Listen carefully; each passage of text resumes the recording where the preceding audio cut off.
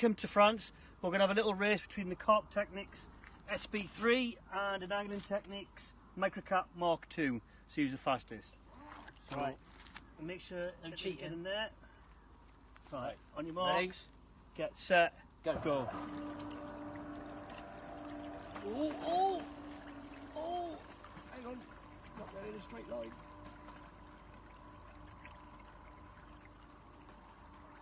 Ramming speed.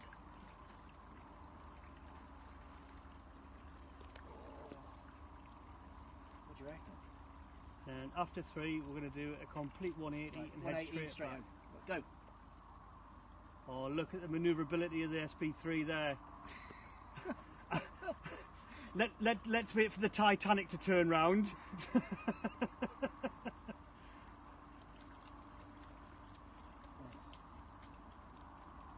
in a barrel wave. Best of 3? I think we've already distinguished the Sb3 is a much better boat.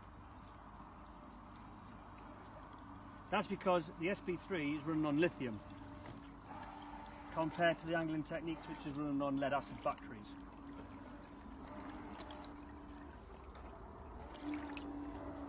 So there we have it. Sb3, the winner.